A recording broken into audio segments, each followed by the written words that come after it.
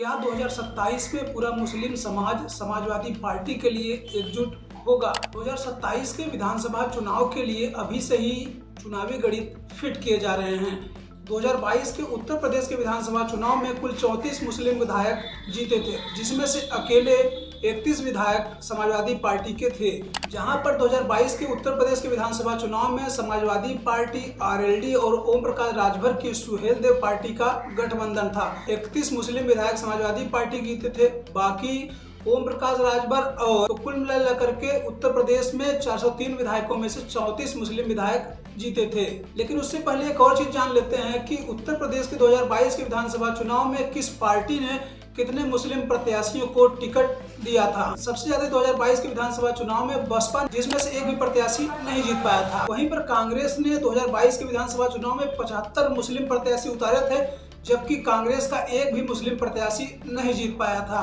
भले ही 2022 के विधानसभा चुनाव में कांग्रेस के 2 विधायक जीत पाए थे। वहीं पर 2027 में होने वाले विधानसभा चुनाव के लिए सपा, कांग्रेस और बसपा जो सबसे ज्यादा टक्कर मान रही है, वह मानी जा रही है एआईएमआईएम के लिए। ऐसे एआईएमआईएम ने 2022 के विधानसभा चुनाव में 61 मुस्लिम प्रत्याशी उतारे थे, लेकिन ओवैसी की पार्टी एआईएमआईएम का कोई भी मुस्लिम प्रत्याशी उत्तर प्रदेश में नहीं जीत पाया था। जबकि सपा ने 60 मुस्लिम प्रत्याशियों को मैदान में उतारा था, जिसमें से समाजवादी पार्टी के 31 मुस्लिम विधायक चुनाव जीतकर विधानसभा पहुंचे थे। ऐसे आप अंदाजा लगा ही सकते हैं कि किस प्रकार से मुस्लिम समाज ने समाजवादी पार्टी को जमकर वोटिंग की थी। ऐसे मैं स्क्रीन पर लगा दे रहा हूं कि 2007 में, 2012 में, 2017 में, 2022 में मुस्लिम समाज के लोगों ने किस पार्टी को कितने प्रतिशत वोट दिए हैं। ऐसे यह जो डाटा लिया गया है, यह अलग अलग सर्वे के अनुसार लिया गया है। ऐसे अगर 2022 के आंकड़ों की बात की जाए तो समाजवादी पार्टी को लगभग 80% मुस्लिम समाज के लोगों ने समाजवादी पार्टी को वोट दिया था,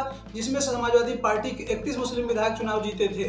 वहीं पर अगर बसपा की बात की जाए तो बसपा ने जहां पर 88 मुस्लिम प्रत्याशी उतारे थे, लेकिन बसपा को मात्र 6% मुस्लिम समाज के लोगों ने ही वोट दिया था। वहीं पर उससे ज्यादा वोट मुसलमानों ने भारतीय जनता पार्टी को वोट दिया था, जिसमें से 8% मुस्लिम समाज के लोगों ने भारतीय जनता पार्टी के पक्ष में मतदान किया था। अगर कांग्रेस की बात की जाए तो कांग्रेस को मात्र 4% मुस्लिम समाज के लोगों ने ही वोट दिया था। वहीं पर एआईएमआईएम की बात की जाए तो एआईएमआईएम को मुस्लिम समाज के लोगों ने मात्र 1% से कम ही वोट दिया था एआईएमआईएम को। ऐसा में एक बार फिर वही सवाल, क्या मुस्लिम समाज एक बार फिर समाजवादी पार्टी के लिए एकजुट होगा?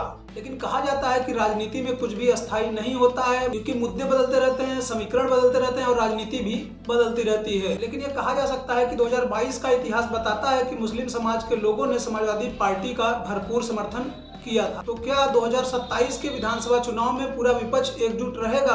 क्या मुस्लिम समाज 2022 की तरह समाजवादी पार्टी को एकजुट होकर के वोट करेगा?